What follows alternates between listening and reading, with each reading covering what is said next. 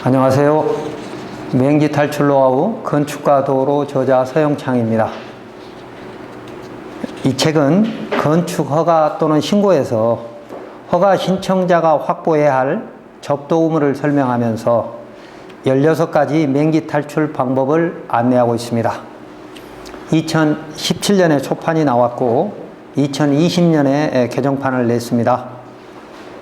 개정판에서 변경된 내용은 저희 DDR 네이버 카페에 올려져 있으므로 추가 공부하시면 될 것이고, 다음 사항을 이해하고 책을 읽으면 맹지 탈출에 훨씬 도움이 될 것입니다. 첫 번째, 제가 이 책을 쓴 목적은 지자체의 소국 행정을 뚫는 창을 만들자는 것입니다.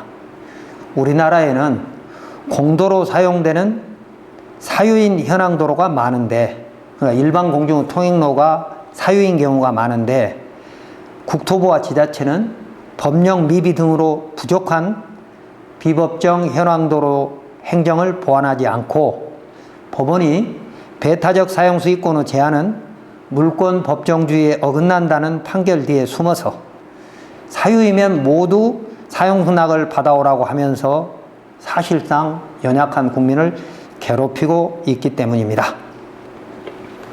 원래 허가권자는 도시지역의 경우 건축 허가나 신고 때마다 그 건축물 진입로를 건축법 도로로 지정하여 사유라도 사용 승낙이 필요 없는 공도를 만들어야 합니다. 그러므로 건축법 지정도로가 되지 못한 사실상 도로, 우리 현황도로라고 말하죠. 사실상 도로는 없어야 합니다. 건축 허가 때마다 모두 건축법 도로를 지정해야 되는 것이 허가권자인 지자체 장의 의무이기 때문이죠. 그런데 실제 전국에 현황도로가, 사유인 현황도로가 무수히 많고, 또 사유인 현황도로의 통행권 및 배타적 사용 수익권에 대한 분쟁이 너무 많습니다. 그래서 허가권자는 공도나 공로는 일반 공중의 통행로라고 생각하시면 될 겁니다. 대법원이 그리 말하고 있으니까요. 허가권자는 공도가 있는데도 그 공도가 건축법 도로로 지정되지 않았으면 사용 동의가 필요하다고 하고, 또 비도시 면적은 건축법 44조에서 47조를 적용하지 못하여서 접도 의무가 결국 없습니다. 그런데 개발행위 허가의 진입로 기준에 맞게 허가하면 되는데, 개발행위 허가에서도 사유이면 사용 승낙이 필요하다면서 사실상 허가권자의 재량권을 일탈 남용하고 있는 것이죠. 이런 문제에 직접 부딪히는 용역사는 건축사 또는 토목측량설계사무실의 토목기사입니다. 그리고 허가가 불어되면 그때 변호사를 찾고 있는 것이죠. 그런데 건축사 및 개발행위 허가를 담당하는 토목측량설계사무실은 현황도로의 배타적 사용 수익권의 제한과 허가권자의 재량권 일탈 남용을 해결할 수 없습니다. 그래서 이 분야는 변호사의 몫인데, 변호사도 크게 관심을 두고 있지 않아서 결국 국민이 직접 허가청 및 현황도로 소유자를 상대로 해결해야 할 때가 많습니다. 자, 두 번째는 이 책의 구성입니다.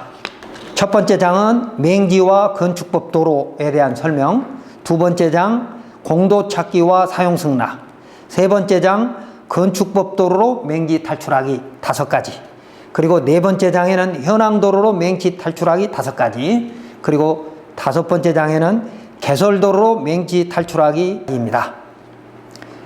현재 건축허가에서 진입로가 문제되는 것은 여러 가지 문제도 있을 수 있지만, 사유인 현황도로에 배타적 사용 수익권이 제한됐는데 사유라는 이유만으로 허가권자가 사용 승낙을 요구하고 있는 것입니다. 그래서 이런 문제 해결은 다음과 같이 생각해 봐야 합니다. 첫 번째, 건축법에서 접도 의무를 입법한, 법으로 정한 취지를 알아야 합니다.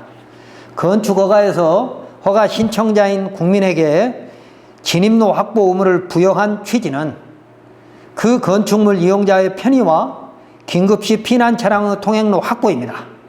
그러므로 허가권자인 지자체장은 건축법 제45조에 따라 현황도로 소유자의 사용허락을 받아서 건축법 도로로 지정하고 도로관리대장에 보관해야 될 의무가 있는 것이죠.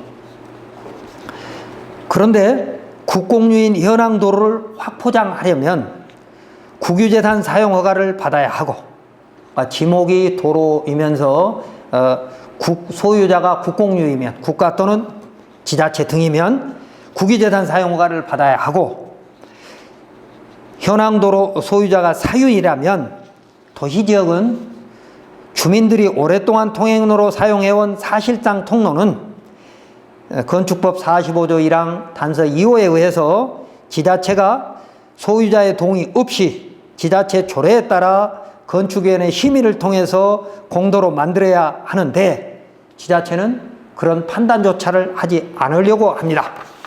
그래서 입법 취지를 가지고 허가권자를 설득해야 되고, 또한 비도시 미연지역은 건축법 도로를 지정하지 못하지만 개발행위 허가에서는 1000제곱미터 미만의 주택, 부지 등은 마을 안길 농로로 허가할 수 있습니다.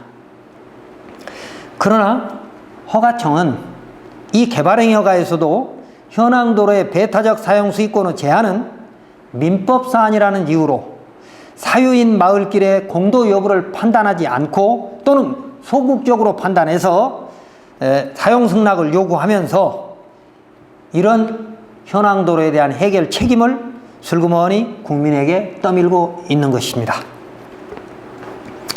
그 다음에 두 번째, 허가권자에게 재량권이 있는데도 허가권자는 민사라고 빠지고 있는 거죠. 대법원은 지자체장인 허가권자가 법률이 부여한 공익판단의 재량권에 따라 현황도로 소유자의 재산권도 보장하면서 현황도로를 통행하는 이웃 주민들의 통행권을 동시에 보호하라고 하였습니다. 그러므로 허가권자는 사유인 현황도로인 경우 그 소유자의 배타적 사용수익권의 제한 판단을 할 책임이 있는 것입니다. 국가 및 지자체는 지금 현황도로 소유자의 재산권을 소급해서 제한할 수는 없지만, 그렇다고 사유인 현황도로는 모두 사용승낙을 받아야만 허가가 가능하다고 하면서 국민을 법원으로 몰고 있다면 법률 및 판례가 인정한 주민들의 통행권을 허가권자가 박탈하는 것이 돼서 비례 평등의 원칙에 위배된 재량권의 일탈 남용이 될 수 있습니다. 그래서 사유인 현황도로를 사용락을 받아야 된다고 소극 행정을 했을 때 우리가 허가권자를 설득할 수 있는 두 번째는 재량권이 있는데 민사라고 빠진다는 것이죠. 못 빠지게 해야 됩니다. 다음 세 번째, 건축법 예외 기준과 국토계획법 예외 규정을 적용할 수 있습니다. 허가권자는 현행 건축법에서 건축법 도로를 지정하지 않고 허가할 수 있는 규정은 제44조 1항 단서 1호에 의해서 해당 건축물의 출입에 지장이 없다고 인정되는 경우와 45조 1항 단서 2호에 의해서 주민이 오랫동안 통행로로 이용해온 사실상의 통로인 것입니다. 또 허가권자는 이 예외 규정과 대법원 전원합의체 판례 법리에 따른 일반 공중의 통행로를 찾아서 현황도로를 통한 건축허가 분쟁을 없애야 합니다. 예를 들면 개발행위 허가로 만들어진 기반시설인 도로는 지목이 도로라고 하더라도 사유이면 사용락이 필요하다고 해석하고 있습니다. 그래서 분쟁이 생길 수밖에 없는 거죠. 그러나 이런 현황도로는 대법원이 토지 인도 및 부당 이득 반환 청구를 할 수 없다라고 하는 보호막을 만들어 주었는데도, 모두 그런 건 아니지만, 그러니까 배타적으로 사용하는 경우를 제외하고 일반 공중의 통행로 목적으로 만들어진 개발행위허가 도로는 소유자라도 토지 인도 및 부당 이득 반환 청구를 할 수 없다라고 대법원이 판결하고 있기 때문에 이것은 허가 공무원을 보호해주는 보호막인 거죠. 그런데도 실무에 적용하지 않고 있습니다. 비도시 면지역은 건축법 도로를 지정할 의무조차 없기 때문에 비도시 면지역의 개발행위 허가로 만들어진 도로는 어떤 상황이냐, 즉 배타적으로 사용하는 것만 아니라면 그 길을 통해서 일반 공중이 통행할 수 있는 기반시설인 현황도로라면 사용승낙이 필요 없다고 해석할 수 있다는 겁니다. 다음 네 번째, 현행 건축법 규정 이전의 현황도로에 대한 정부의 대책이 없습니다. 그러니까 현황도로가 만들어진 원인은 여러 가지가 있는 겁니다. 건축법으로만 건축법 도로가 만들어지는 게 아니고요. 개발행위 허가도 있고 산지전용 허가, 농지전용 허가, 또 뭐 지하수 매립하기 위한, 오수 처리하기 위한 여러 환경부 부분도 있을 수 있고요. 농어촌 도로를 만들기 위해서 농로를 만들고 마을 안길을 정비하고 이런 것들이 농어촌 정비법, 농어촌 도로 정비법 등에 여러 곳에 있거든요. 그리고 최근에는 소규모 공공시설 정비법도 있고요. 뭐 이런 것들에 의해서 국가나 지자체가 선제적으로 사유인 현황도로의 분쟁을 해소시켜야 됨에도 불구하고 국가나 지자체는 별도의 대책을 수립하지 않고 대법원 판례 뒤에 숨어 있다는 겁니다. 이런 소국 행정은 잘못된 것이므로 지자체는 건축허가 및 개발행위 허가에서 사유인 현황도로의 배타적 사용권 제한에 대한 해결을 허가 신청자인 주민에게만 떠밀어서 원성을 사지 말고 보호막이 되는 업무 지침의 제정을 국토부에 요구해야 할 것입니다. 지자체는 말입니다. 그리고 국토부는 행안부, 농림부, 산림청, 환경부, 지자체와 함께 건축법, 국토계획법, 산지관리법, 소규모 공공시설법, 농어촌 정비법, 농어촌 도로 정비법 등에 부여된 허가권자의 재량권과 또 배타적 사용수익권이 제한될 수 있다는 대법원 판례 법리를 적극적으로 적용하여 현황도로로 인한 행정력 낭비를 막고 주민들 간의 소모적인 분쟁을 막으면서 전국 균형 발전이 저해되지 않도록 하여야 하고 관련 법령의 개정을 요구해야 할 것입니다. 자, 이 책에서는 건축법 도로뿐만이 아니라 건축허가 또는 신고를 받을 수 있는 현황도로에 대한 설명, 그리고 개발행위 허가에서 기반시설인 진입로에 대한 설명을 자세히 하였습니다. 보다 실무적인 내용은 맹지 탈출 노하우 2탄인 현황도로 책과 부동산 공법 책을 공부하고 궁금한 점은 DDR 부동산 연구원 네이버 카페에 질문하면 제가 성심껏 답변하겠습니다. 그리고 카페에는 대법원 판례, 법제처 유권 해석 등이 많이 올려져 있으니까 찾아서 공부하시고 맹지 탈출을 통한 부동산 가치 실현에 성공하기 바랍니다.